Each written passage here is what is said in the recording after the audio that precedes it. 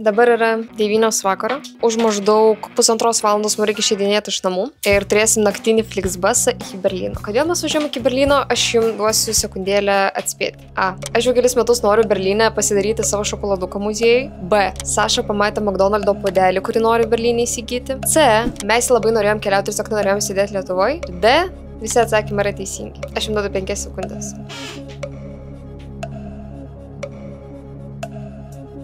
Visi atsakymai yra teisingi. Skrydžiai buvo gan brangus, nors paprastai šiaip į Berlyną galima už ten 3 eurų nuskristi ar 5 eurų į abi pusės, bet kadangi mes žiūrėjom paskutinę minutę, tai jau nebuvo tiesiog gerų dylų. Tai mes pažiūrėjom, kad galima su Flixbus nuvaryti iki Varšuvos, nuo 12 nakties ir pusę 6 ryto mes būsim Varšuvai. Ką mes veiksim visą rytą nuo tokio ankstyvo Varšuvai, aš dar nežinau, bet po to mes apie 11 ryto turėsim traukinį į Berlyną. Jūs būsit visur su mumis. Esam prie Maksimos Savanorių prospekto. Laukia gan šalta, laukia kokie 6 laipsniai.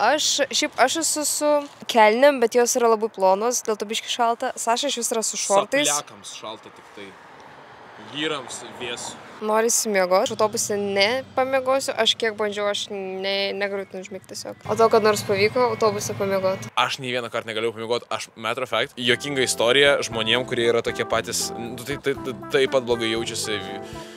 Galima ištryti. Man labai buvo gėda nueiti į tualetą autobuse. Ir aš nenuėjau visą kelionę autobuse į tualetą ir man po to žiauriai buvo komplikacijos nuo to. O kodėl mes apie tai kalbam? Ai, ar aš miegojau? Ne. Ties tom šiandien savo žurnalistiką baigiu. Susitiksim turbūt jau rytoj Varšuvai.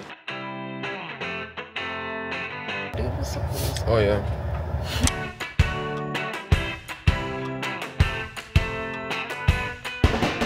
Esame Varšuvos centriniai stoty, McDonald'e. Saša labai neskaniai pavalgė. Laiko yra 6:07, 11 traukinys į Berlyną.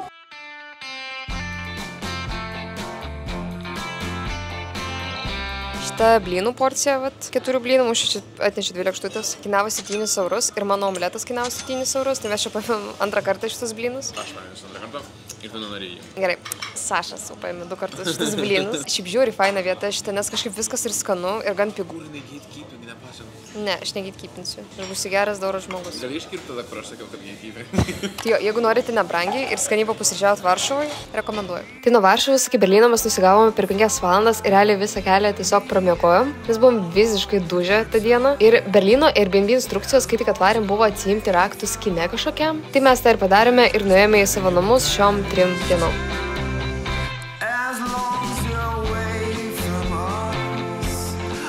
Mūsų Airbnb turas. Čia tik įėjus turim virtuvę. Tokią mini, bet čia realiai yra visko, ko reikia. O mums gal reikia batus nusiimti, tipo? Žiūrėk, perfecta pizza in 10 minutes. Jo, batus būtų gerai nusiimti. Best pizza in town within 10 minutes. Tai taip parašyta? Ja. Bet čia šiaip atrodo, lyg žinai, net nebūtų būtas, būtent šitas momentas. Atrodo, lyg būtų sandėlys biški. Manau, ir buvo. Bet įėjus. Šiaip per nuotraukas gražiau atrodo šitas Airbnb. Šiaip per videos irgi atrodo gražiau, bet... Ai, žiūrėkit, mums popkorno paliko, nes čia šitas pastatas yra kažkoks cinema. Va, tai čia paėmėm šokį mini posterį. Nuo 1 iki 10. 10. Turim vaizdą šiaip. Tokį į turgų kažkokį čia. Jis labai šiaip interestiškas yra. Žiauriai, bet dabar kai jungiau lempą, biškai geriau pasidarė. Ir va, čia lova, yra veidrodis. O kainavo jis gal 5 eurų per naktį, iš tikrųjų. Už 7 PM nupirkom tokį gigantišką kebabą. Va taip močinai jis atrodo. Pavyzdys skanus. Wow. Šiaip sako, kad Berlyne labai daug gerų kebabų, bet mes realiai tiesiog paėjom porą minučių nuo namų. Bravo, bet čia reikia pastebėti, kad čia durumas turbūt, o ne kebabas. A jo, jis vadinasi durumas. Čia jaučiu dėl tešlos šitos. Sveiki, prenumeratoriai. Mes jau iškvietėme ligoninę. Simona po visos kelionės, jūs ją supraskit, ilga buvo kelionė, jinai pablūdo. O kodėl kamera nėra lygi, ne? Jinai tokia pakrypus biškė, ja? Tu irgi tą pastebėjai, ja? Kad jinai nėra horizonto linijai. O dabar noriu padėkoti šio video rėmėjams Seilį. Jeigu irgi mėgstate keliauti, esu tikra, kad jums yra pažįstama bent viena iš šių situacijų. Kai ateinat prie traukinio ir jums neužkrauna jo bilieto telefone, arba kai random atsijungia oro uosto Wi-Fi'us, jūs negalite pažiūrėti, kaip nusigauti iki Airbnb. Ir kai sėdat į savo 7 valandų autobusą ir suprantate, kad jame vis dėlto nebus taip žadėto Wi-Fi'us. Tai visą šitą situaciją sieja internetas, tiksliau jo nebuvimas. Jei keliaujant jums iškyla dilema, ar toliau naudoti savo interneto duomenis, kas iš mano patirties keliaujant už ES ribų yra tikrai brangu. brangu. Ar tarkim pirkti fizinę SIM kortelę, kuri šiaip oro uoste dažniausiai būna perbranginta, nes yra pritaikyta turistam. Tai noriu papasakoti apie turbūt pigiausią ir lengviausią sprendimą šiai situacijai, tai įsigyti eSIM. Ir aš bet jau labai ilgą laiką keliauju su Seili. Čia tiesiog yra labai prieinamų kainų interneto planai. Pasirenkate norimą planą ir jeigu netyčia pritrūktų tų interneto duomenų, jūs visada nesunkiai galite pasipildyti dar. Pati labai esu patenkinta Seili paslaugom, pati jos naudoju ir jums galiu nuoširdžiai parekomenduoti. Jūs galite dar pasinaudoti mano nuolaidos kodu, tiesiog Simona Cim, kuris tiks 15% bet kuriam planui. Guten Morgen, Berlinas 2 Tag. Žodžiu. Gal kažkoks vokiškas Butterlaugen netski. O gal realiai paragatų kažkokios duonos vokiškos? Nežinau, aš ką rasiu precelį. Kaiserbočin. Va. O čia yra precelis. Šiaip Zop yra labai skani duona, o čia mitkezė, tai aš spėčiau su sūriu. Buvom Aldi, Prociką paėmėm, čia praktiškai visi produktai bus pusryčiam. Pamiršau čekį. Tiesiog atsimenu, kad viskas kainavo 2,8 eurus, bet kiek tiksliai, nelabai pamenu. Duonelė numeris 1, duonelės numeris 2. Čia kaip Kaizerio bandelės. Jos, man atrodo, kainavo po kokį 6-8 centų vieną. Paštetas. Jei neklystu, kainavo apie eurą šiam. Tada šilauogės, jos kainavo apie 2-3 eurus. Avietas kainavo apie 2 eurus. Pomidoriukai apie eurą šiam. Kiaušiniai kainavo 2 eurus. Ne, euras 7,9. Gerai. Ar nustebai? A, jo, kiaušiniai kainavo eurą 7,9. Aš nustebau, nes aš seniai kažkaip nemačiau kiaušinių pigiau 2 kažkiek. Mes jūs šidėmės. Jo, aš išeinu viskas. Kiaušinių neišves, prašau. Obuoliai, jeigu neklystu, kainavo apie 2 eurus. Man kažkodėl Vokietija labai asocijuojasi su juoda duona. Man atrodo, jie kažkaip valgo daug juodos duonos. Aš nežinau, iš kur aš tai ištraukiau. Iš kažkur aš tai turėjau ištraukti, bet jo, tiesiog tokia juoda duona. Susiekam kažkokiam. Paėmėm vieną kumpelį, antrą kumpelį, čia man atrodo kalakutienos ir vištienos kažkuris. Mes tiesiog su Google vertėjo fotkinom ir žiūrėjom, kas čia kas. Juodas šokoladas. Šiaip šriftas šitas labai primena, jeigu žiūrėjote American Horror Story serialą. Paėmėm sviestą už 2 kažkiek. Sūris kainavo beveik 3 eurus, man atrodo, bet čia jo gan daug yra. Kvalitet aus Deutschland. O ne... Užteks. Ir bananai. 4. Toks tas holas. 5 centus kainavo šitas maišelis. Ir eisim gaminti dabar pusryčius. Pagrindinis ir realiai vienintelis planas šiandienai mūsų buvo pasigaminti šokoladuką muziejuje. Tai turėjom opciją arba 20 minučių prasivažiuoti su tramvajum, ar valandą prasieiti ir kaip visada nusprendėm eiti pėsčiomis tą valandą.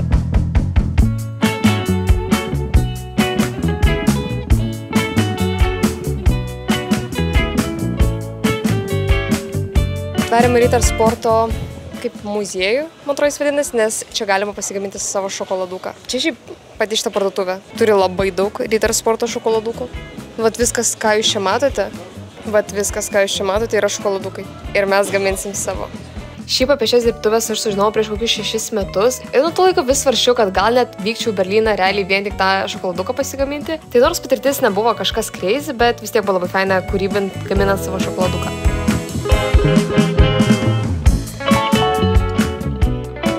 Esam ką tik iš muziejaus. Jeigu busit Berlyne, aš rekomenduoju. Tipo, jeigu jums šiaip patinka Ritter Sportas, palauksim. Jeigu jums šiaip patinka Ritter Sportas ir... Ne, šiaip jeigu jums šiaip patinka šokoladas, aš rekomenduočiau čia ateiti, nes yra žiūri faina pasidaryti savo šokoladą. Vienintelis dalykas, aš kažkaip, aš kadangi žiūri užsihypinus buvau dėl šito muziejaus, kad ten galime savo šokoladuką, aš kažkaip įsivaizdavau, kad ten vos negalima bus tipo miksuoti baltą, juodą šokoladą, ten daryti į vidų kažką dėti. Tenais konceptas buvo tiesiog, kad pasirinkit šokoladą, kokį nori, ten pienišką, baltą ar juodą ir pasirinkite, nu, tipo 3 toppingus galima, bet mes tam biškį daugiau paėmėm. Kainavo 2 eurų visą šitą patirtis. Mes čia turime taip močnai šokoladukų. Yra Sašos 2 pagaminti ir yra mano 2 pagaminti. Šiaip žiūri kietai, kad čia galima atsispausdinti savo... Čia žiūri kietai, kad galima buvo pasidaryti savo dėžutę ir kainavo šitas reikalas 3 eurus. Pasidaryti, tipo, realiai dėžutę 3 eurus. Tai va, čia Sašos yra su marshmallows.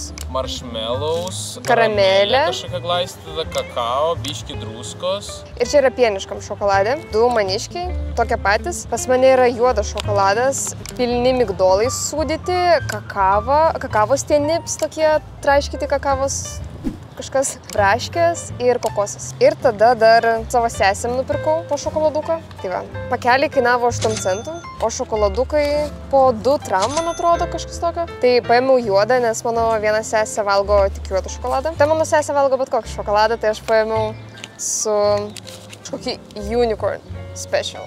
Limited edition. Štai gerai atrodo. Aha. Bet jeigu ateisit ir pradėsite rinktis ten šokoladą, jeigu norit savo ar suvenyrą kažkam parsivežti, kad toks didelis pasirinkimas, aš tavęs neišpratėjau. Eisim valgyt. Valgyt. Kebabų gastrotūros tęsiasi. Kainavo šitas mažas 7-8? 8 pam. 8 pam. Ne taip gerai kaip prie namų. Mūsų prie namų kebabinė tai labai skani, bet šitą tokia. Ne, realiai. Prastas kebabas, tikrai prastas.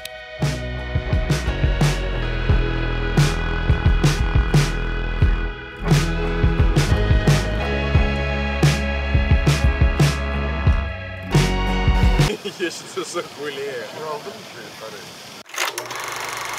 Aš ką tik ištraukiau paskutinį produktą iš krepšelio ir aš supratau, kad aš nefilmavau visą tą laiką. Iš naujo. Nauja diena, naujas holas iš Aldi. Agurkas kainavo 8 centų, 3 paprikos, eurą pem. Paėmėm riešutų miksus, vieną va tokį paprastą. Galima truputį.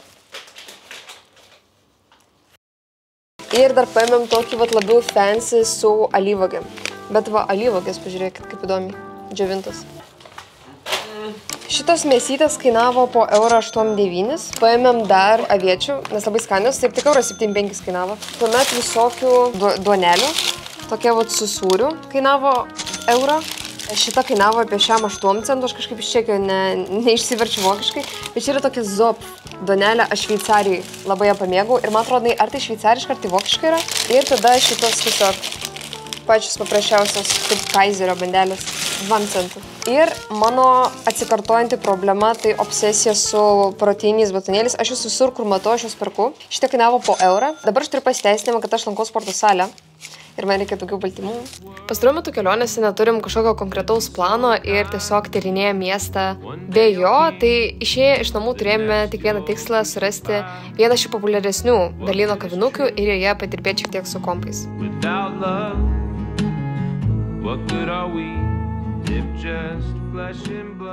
Čia jaučiu hipariškiausią kavinę Berlyne, kur 2 latė sekundėliai kainuoja 10 €. Čia yra The Barnas kavinė. Aš pamenu, aš ir kaip prieš 6 ar prieš 7 metus buvau Berlyne, mes irgi ėjome į The Barną ir aš irgi atsimenu, mes žiauriai brangiai sumokėjom už kavą. Ar verta 5 € ar ne?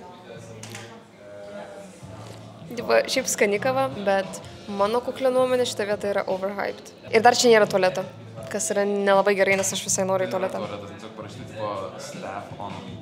Toks supilėjusi kažkokia retro Bauhaus kėdė. Aš tuo tarpu geriu airaną, nes mes einam į kebabų vietą, kur kiek tram tūkstančių atsiliepimų? 32 000 atsiliepimų ir 4,9. Ir pakeliu kebabų vietą dar užsukome į kažkokį labai jaukų ir hipsterišką kiemelį, nes Saša ten ieškojo lipdukų. Ir kai juos nupirkome, jau ėjome kebabų.